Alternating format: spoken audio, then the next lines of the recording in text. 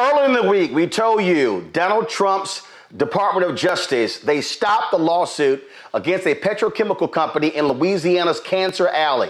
That is a 130-mile stretch and is home to more than 200 plastic manufacturing plants, chemical facilities, and oil refineries. They've released hazardous emissions that have had a devastating impact on the health of residents, including lots of black people. Well, guess what? Now, Trump's Environmental Protection Agency ain't protecting black people because they're shutting down their Environmental Justice Division. Dr. Mustafa Santiago Ali joins us right now. Of course, former worker with the Environmental Justice Department at the EPA. And the reality, Mustafa, is that Warren County, North Carolina, we were there a couple of years ago with Michael Regan, head of the EPA. You were there as well. That is the birthplace of environmental justice. When we talk about environmental justice, this was created by black people in North Carolina in the 1970s, where the state illegally disposed of 6,000 truckloads of contaminated soil that caused cancer chemicals to just infiltrate a low-income black community. Well, as a result of this decision here, you're not going to have the protections. This is a part of MAGA's attack on DEI. Anything that says in justice, diversity, equity, inclusion doesn't matter. They're getting rid of. And I keep saying this, when it came to Cancer Alley, when it came to this other stuff, these folks do not give a damn about black people. And you know who's silent, Mustafa? Tim Scott, Byron Donalds, Wesley Hunt, and all of those Negroes who were dancing at the White House Black History Month reception. They have said nothing about any of this. Yeah, and it's unfortunate that they haven't, because I'm sure that they have family members or other folks who they know who come from these communities, who come from these sacrifice zones. And this current administration is placing a crosshair on the lives of black folks. And they're creating the additional sacrifice zones that will be there. So all those are words that get your attention. But what does that really mean? We know that in our communities that we have elevated levels of cancer because of the exposures to many of these toxic chemicals that are coming out. We also know that many of our communities were pushed because of redlining and restrictive covenances and all these different tools that were used to put us in certain areas and then to pull back the protections that were necessary, to pull back the resources for infrastructure. So now you have individuals with cancers, liver and kidney diseases, with all kinds of lung diseases and breathing difficulties, with asthma. We got 24 million folks in this country who have asthma, and we look, it's disproportionately black folks and brown folks are the ones who are going to the emergency rooms and the ones who are dying prematurely. There is literally, when I first started doing this work, there were just a handful of studies that were out there. There are now thousands of studies that talk about the disproportionate impacts that are happening to our most vulnerable communities, these people who are on the front lines. So when they say, one thing we have to clear up is that environmental justice and DEI are two completely different things, but they like to just throw environmental justice on the end of executive orders and these other things that they're doing. The other thing is that they have no plan. Administrations often come in and they may have a different set of priorities and a different set of ways of getting at them, but you don't just leave people vulnerable by these cuts that you're making that literally are life and death cuts. The individuals who work in environmental justice work and the ones who work in the office have built relationship with communities for decades. And why that is important, Roland, is because people for the longest time didn't pay attention to these communities. They literally left them out there by themselves. They left them to be sacrificed. And it just took years to make sure that people understood that folks were serious and that they were going to stick and stay with you to help you to be able to move from surviving to thriving. That people really need to understand is that we're talking about regular, ordinary people who are being impacted by landfills, by environmental racism. And here's the problem. The problem for Republicans, MAGA, and Trump, they don't believe in any of this. They don't believe that racism exists. They don't actually believe that black parts of this country, low-income areas, are purposely targeted by these companies to serve as dumping ground for their chemicals. Yeah, it's true, but they don't want to believe it, right? The science is there. There's a reason why there's an attack on science. There is also a reason why they are attacking these frontline communities, these environmental justice communities. And let me just unpack that for you. These are the individuals who have been standing up to the petrochemical companies, to all of these various types of businesses and industries and companies that are playing a role in the climate crisis. And what they've done is they know that if they can begin to get rid of the protections for these communities where those facilities are, then those facilities can maximize profit. They also know that if they can address what's going on here and continue to weaken these communities, that they can also still continue to move forward on this, fighting against the climate crisis that's currently going on. So this is a very well thought out set of actions that they're doing. People just really need to understand the game that's going on. So first, you discredit what's going on in these communities and you say that they are not being impacted, that their lives are not being shortened. Then you take the money away. You cut all these grants that you see them doing so that folks can't have the capacity to be able to get the information they need, to be able to push back against these injustices that are currently going on. Then you get rid of the folks who work inside of these agencies so that they can no longer support you and they can no longer move the grants whenever these judges say you can't just cut these funds for no reason. You've got to live up to the commitments that you've made with these contracts and grants and cooperative agreements. And then, it just continues to play out more and more. And folks need to pay attention because what's happening to Black communities now will be coming to your community in not so distant future. People got all up in arms, and they should, when the train derailment happened in East Palestine. Why do I bring that into our conversation? Because the chemicals that hit that white community, that lower wealth, working class white community, are similar communities that have been going on in Cancer Alley for 20 or 30 years. So we've got to make sure, one, that everyone is protected, but we've got to put, a very intentionality in how we are addressing these long-term impacts that are happening in these Black communities in places like Cancer Alley, all throughout really the Gulf Coast and a number of other locations across our country. And this is a perfect example of what we're always saying: elections have consequences.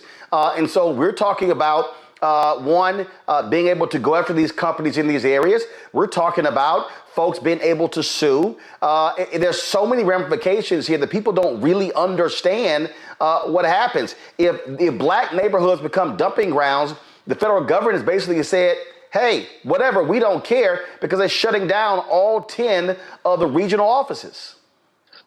Yeah, so, there's a couple of different dynamics that are going on. So today, they actually said they're going to start bringing back some of the folks in some of the regional offices. Nobody knows exactly what that looks like at what level, and move people around to do other jobs. But you've got to be laser focused on environmental justice, because that's where, many of the just the injustices are happening. But when we look at the criminal cases that are going on, the civil cases that are going on, when we look at a number of the different sets of impacts, these are the areas that most need the focus. These are also the areas, because I also helped run the enforcement division at one time, these are also the areas where you get some of the biggest bang for your buck if you're serious about trying to make sure that we have cleaner air and cleaner water.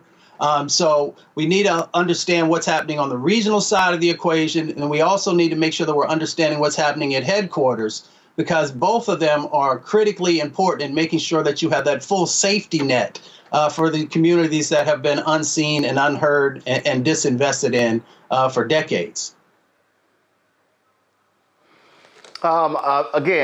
People just don't realize how significant this is going on.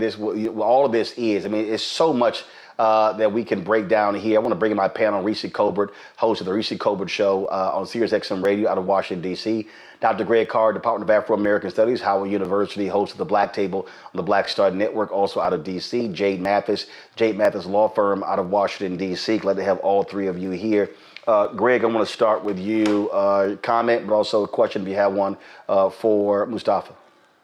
Yeah, and it's always good to hear you, Brother Mustafa, and we need this level of specificity and expertise at this moment.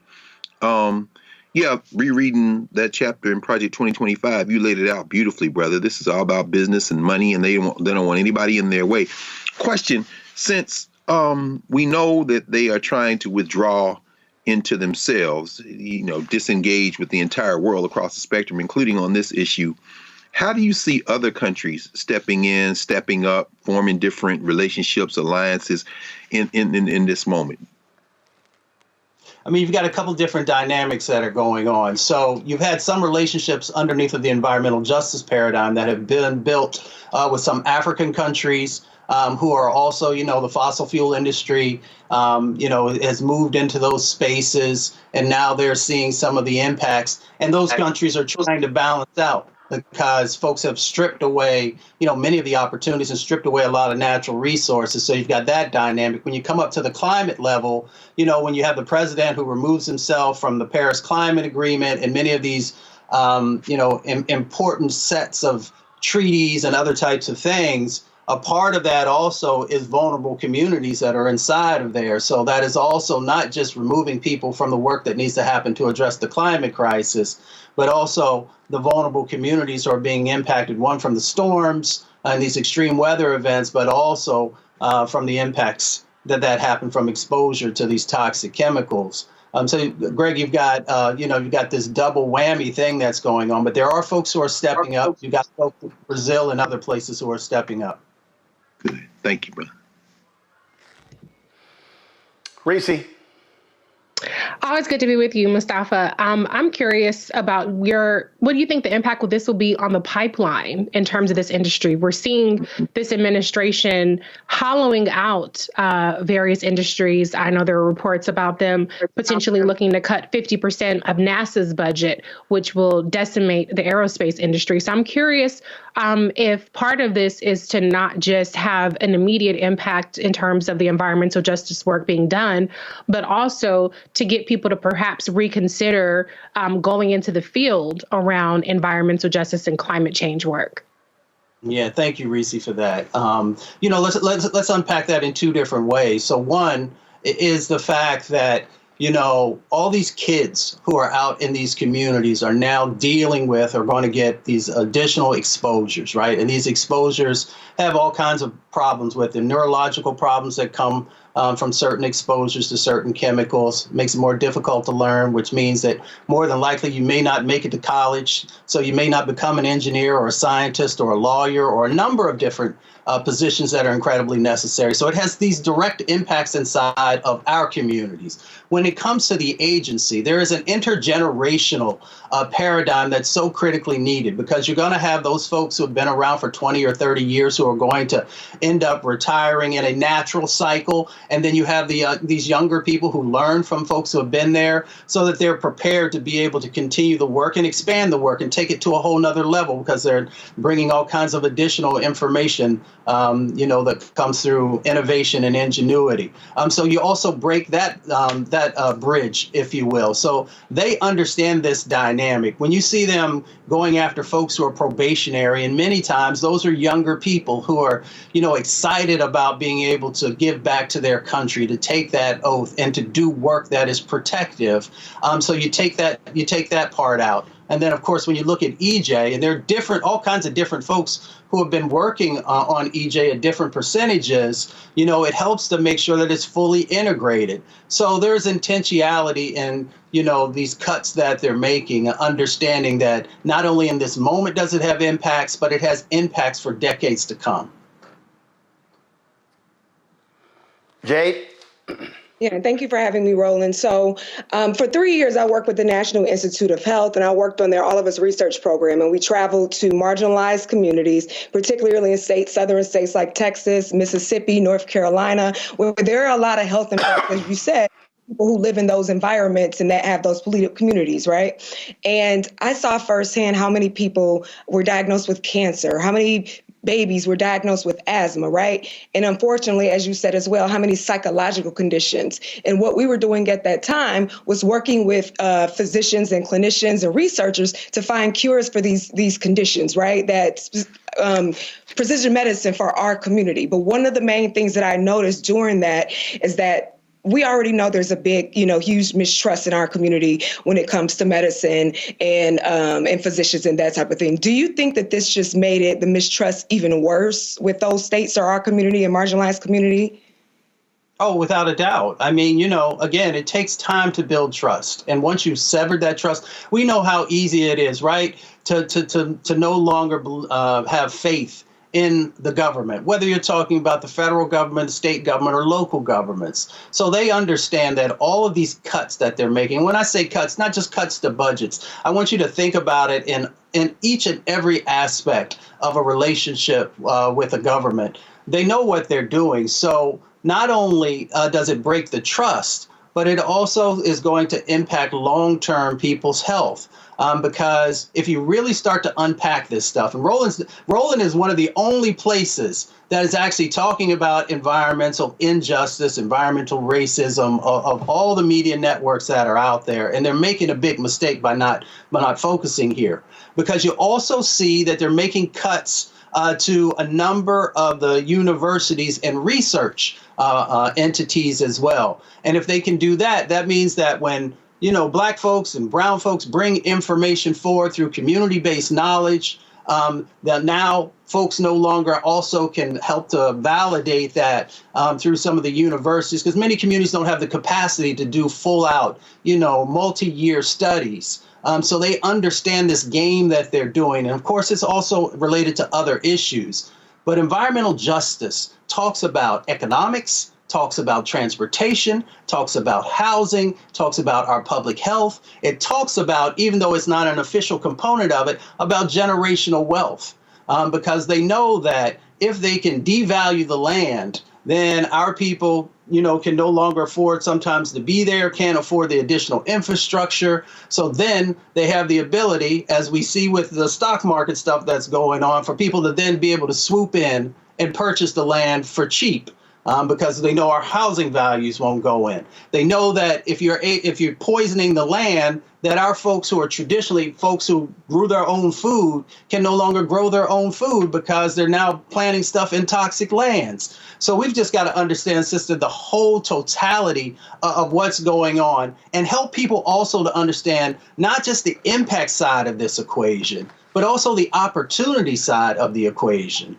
We need to be highlighting all these amazing organizations, some for years with shoestrings, that have been able to make real change happen. And in the last administration was the first time there was ever any significant resources that actually went back into our communities, our tax dollars actually making it back into our communities, because for decades upon decades before then, people were poisoning us and at the same time extracting dollars out of our community.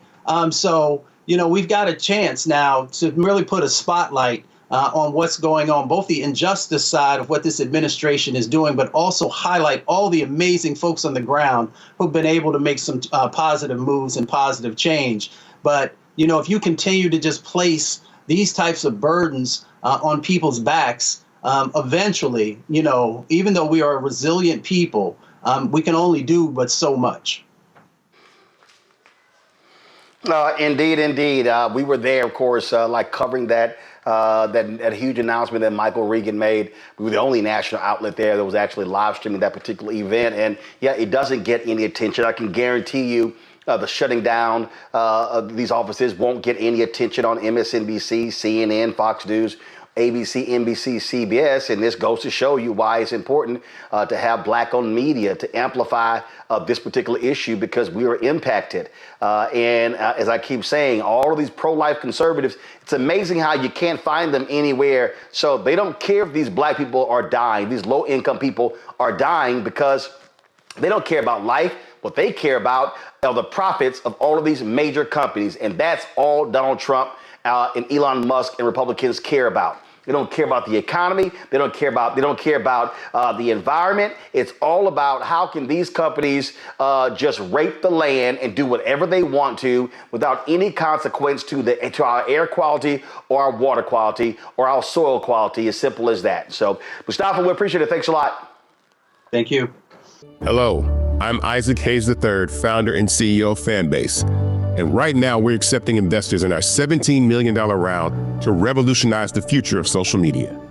Today, for just $399, you can own 60 shares of stock in Fanbase at $665 a share.